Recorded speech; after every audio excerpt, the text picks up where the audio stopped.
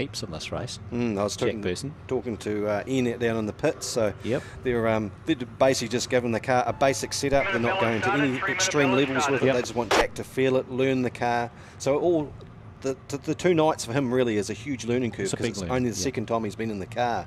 But you know, there were laps in that feature last night where he was as competitive as anyone out there. Oh, definitely. Similar lap times to the fastest cars out there. Yep, and he also avoided a few incidents. And, and you know, they did come away with a bit of damage, but otherwise, that car was in one piece, and that's a credit to his reaction time. So his muscle memory is definitely not at a place at all in this grade. So it's going to be interesting to see how he progresses and how he goes tonight.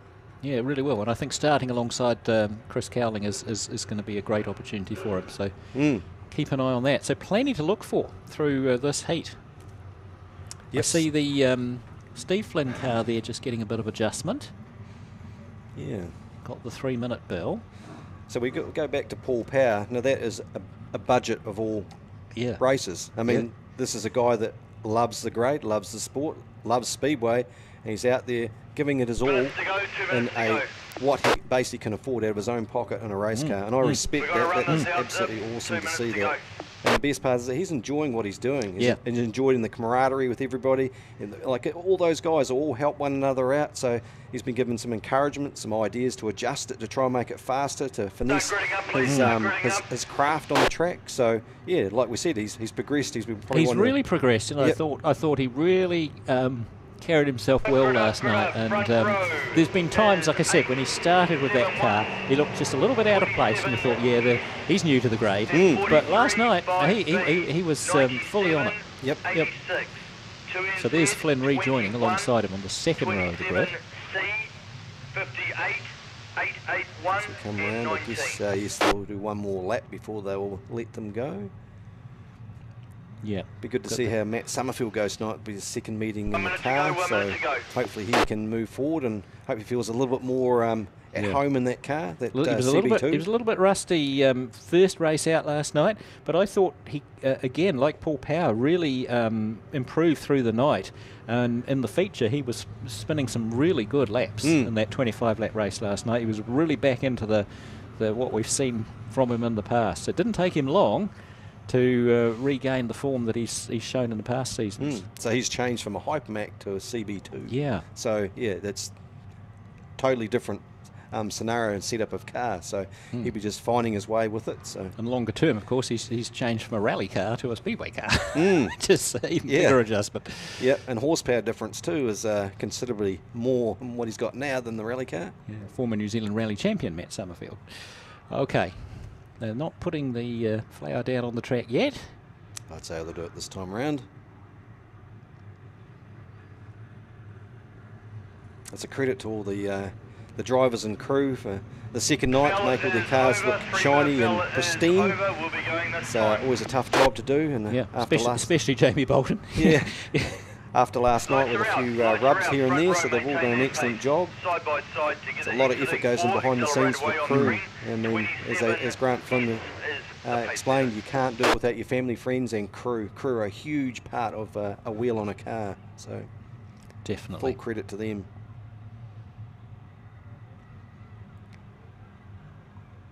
Coming around for a go. Looks like they will let them go. The lights are out. Got a green. Who's going to lead them off the front? Got Jacob Flynn gets a good start, but Ingram's just going to pip him to the first turn as they go into turn 1, turn 2. Ingram on the outside of Flynn, followed by Grant Flynn in the 5B. 86C of Hayden Mackay charging up there in the 4th place. Jack Burson getting a great gap there. He has. He's able to get him, but unfortunately a little bit of a push coming out of 4, which has hurt him with his exit speed. Chris Cowling dominates that part and pushes on through. Back up to the front, we have Ingram that's leading over Jacob Flynn. Paul Power back in the pack there, just not quite as quick as his fellow competitors. He's struggling a little bit there.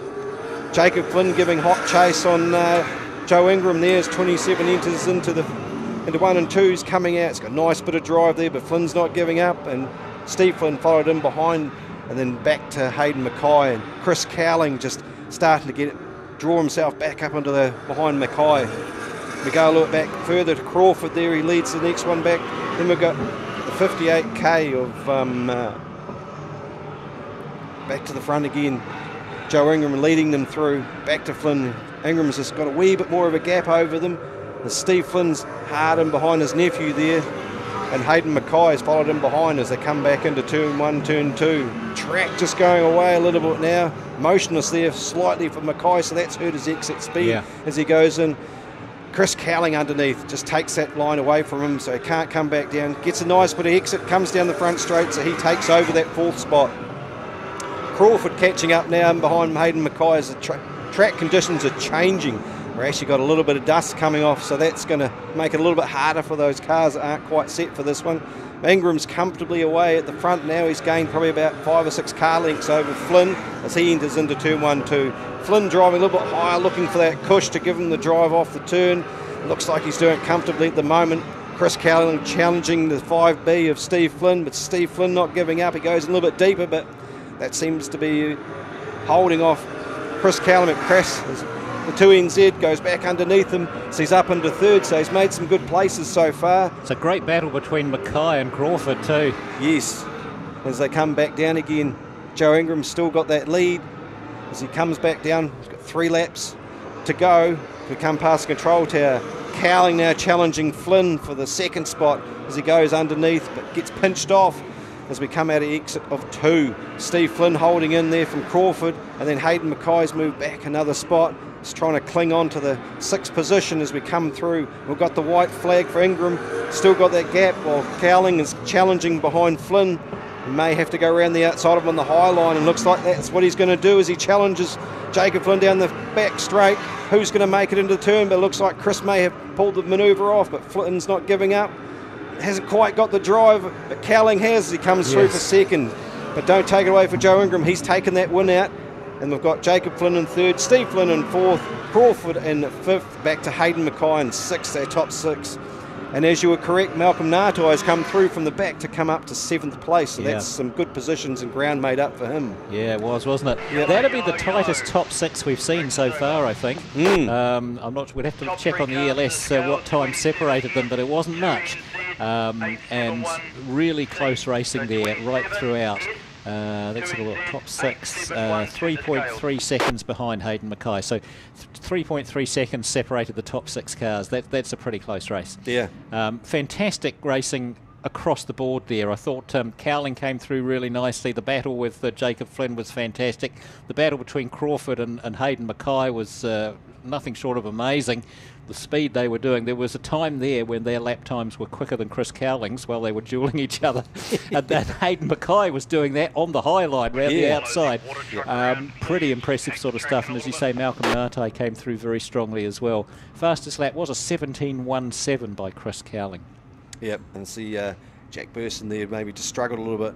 I know they've been playing around with a few things, and I think they were changing with a gear set. So in the back of the cars of the differential of those Super Saloons out there, you can pull a plate off the back. You can change your gear ratio, so you can go up or down depending on the gear set you got. So if it was a tacky track, you'll probably gear it down so the revs can come up, so it gives you more drive off the turns, makes the engine a little more lively. But as the night goes on and the track becomes a little bit slicker, you're probably going to put a higher set of gears in, which pulls the revs back so it's not quite so snappy, and that gives the chance for the car to hook up to give you drive off the turns. So Yep. So some replays courtesy of Blackboardy Cattle Company there on the Pits TV.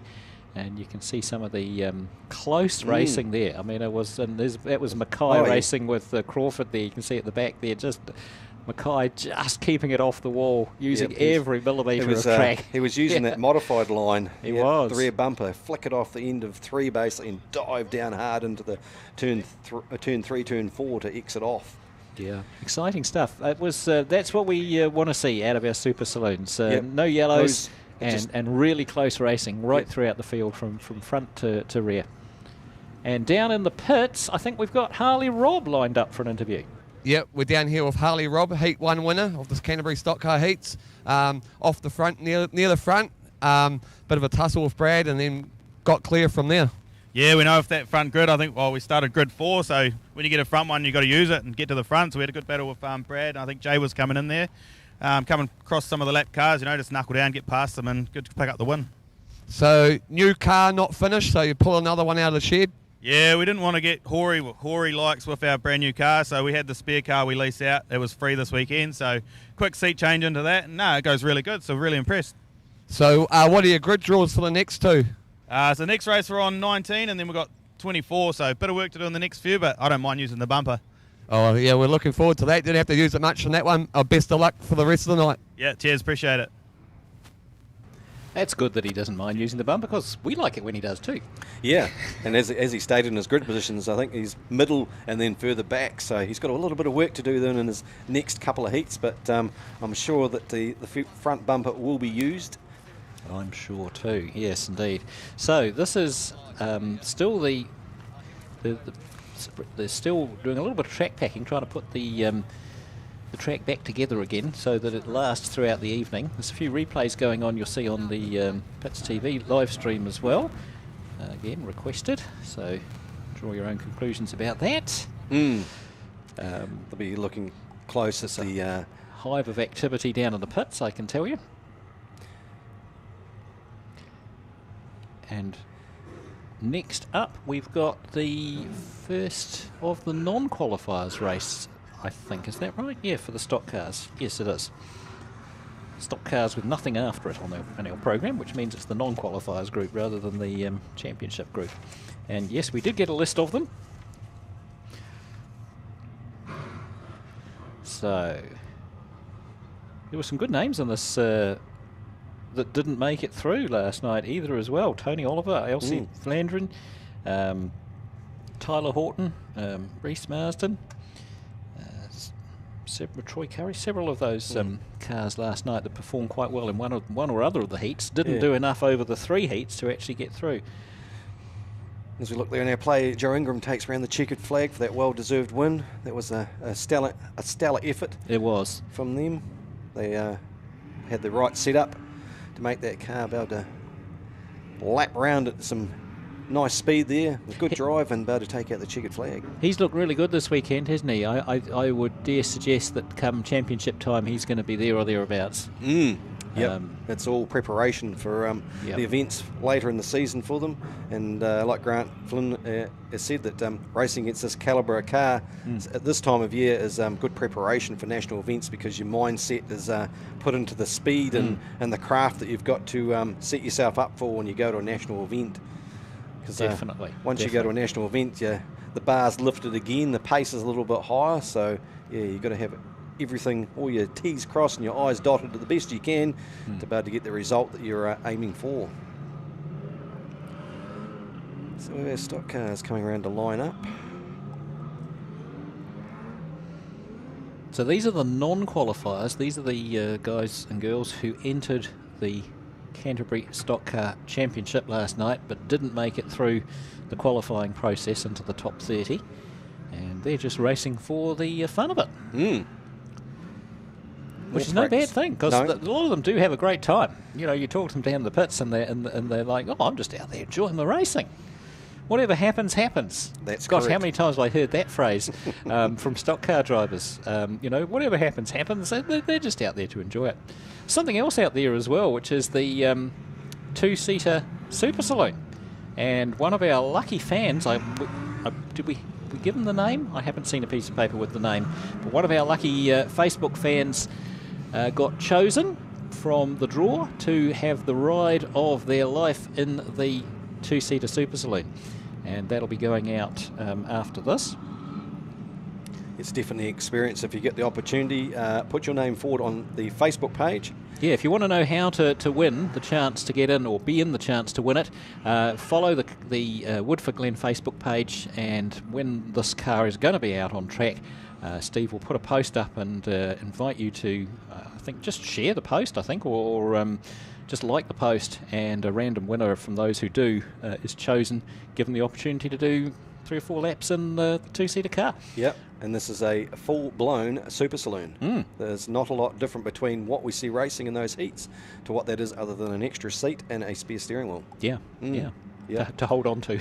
Yeah. Yes. Yep, and we're very lucky to have True Elliott to come up with the great concept and be able to bring it available to Koken Woodford Glen for people to be able to have this experience. And who drives it? You did tell me and I've forgotten. Ron Taylor. Ron Taylor, that's Yes. right, yep. Yep, a veteran of Very the, familiar of the name around Woodford Glen, yep. Yep, raced for years. A very wealthy, knowledgeable man when it comes to car setup and craft of the car. So no, you've got a very well experienced driver behind the wheel to be able to get the experience. So they're lining up on the grid there off the front. We've got the 22 car of Cruz McCreath and the 71 of Jason Brooks. The second row, Tyler Horton in the red 74. The 91 is Jackson Hill. We go back from there, the 12 car, Dan Hardy. He's finally got it off the wall and back on the track. The 26 of Aidan Burbaum. And we go back through there through the field. So let's see what these guys do. 10 laps for the non-qualifiers. A little bit of creeping off the start, and the flagman waves it, and Jason Brooks just a tad slow off the start there, gets a big tap on the back from the 91, but it's the 22 of Cruz McCreath who's, well, Dan Hardy, it didn't take him long to go back round again. Cruz McCreath out front battling with Tyler Horton. Dan Hardy left stricken on the exit of turn 2 there, but he's kept the car going, which is good. They're all making it down into Envirowaste turn. A little bit of bunching out of turn 4. And the Elsie Vlandren, Mouse in the 58 car there, got a little sideways, but she's gathered it back up. So it's Horton who's got to the front ahead of McCreath. Brooks in 3rd place. Then we go back to the 199 of William White. And the 99 car, I think they're in 4th place of Gary Cox. A bit more contact. The 91 car almost spins round there, but collects Reece Marsden on his way through and straightens himself up. Marsden involved in a fair bit of the action last night, wasn't he? And looks as though he's in the thick of it again. Troy Curry in the 919, a big hit on the back of the 69 car there, or 68 car of Alan Jackson. Took him to the infield, but he's regathered. Out front, McCreath has got back ahead of Tyler Horton as they run down past the Value Cars warehouse grandstand, down the back straight into Envirowaste turn. It's what we call turns 3 and 4 here at Koken Woodford Glen. Back out onto the front straight, and McCreath just building a very slight lead over Tyler Horton. A few car lengths back to the William White car, which has got a K on it, registered out of Key. So good to see him here competing, a long way from home. The 99 machine of Gary Cox battling there with Jason Brooks, and the 599 of John O'Trent as well. The rest of the field starting to get spread out around the track. We're 5 laps down and 5 to go, so half race distance. And down the back straight goes Cruz McCreath in the 22 machine. 3 wide going through turns 1 and 2 there. 91 car, part of that's Jackson Hill. And the 38 machine of Tony Oliver out of the coast. Oliver, oh, the 91 gets very sideways there with a bit of help from Luke Wedrell in the 8 machine. So where's our race leader? It's back to Tyler Horton, who's, oh, we've got 2 in the wall over turn 2 there. Troy Curry in the 919. And it's Horton is still in 2nd place, just ahead of the 199 of William White, but it's Cruz McCreath in the 22 who's building the lead just ahead of him there. Goes across start finish, completes lap 8 of the race, just 2 to go, and a spinner in turn 1. Kept this, oh, and Tyler Horton momentarily just contacts the front there, and that's brought a stop to his race. But they're both still going. Although it looks as though the 22 cars, oh no, he's back up and running again.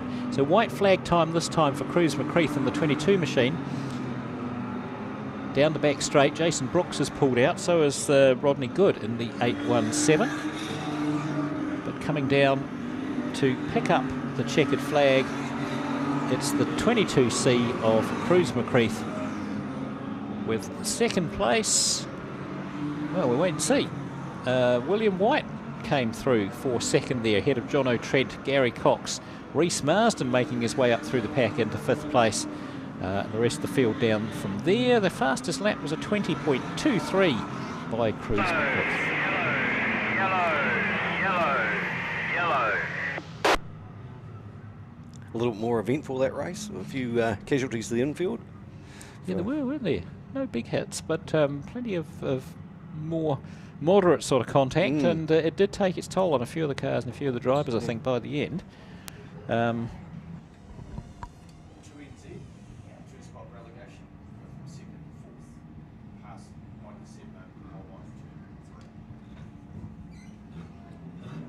And so, just been updated on things by Speedway New Zealand's senior referee, who's here tonight. Nice guy too. The 2NZ car of Chris Cowling was relegated 2 spots for contact when passing the 97 car in that previous race. We did see that being replayed on the screen earlier, and obviously there's been a judgment made about that. So the 1NZ and the 2NZ have both been relegated in their respective heats so far. So the official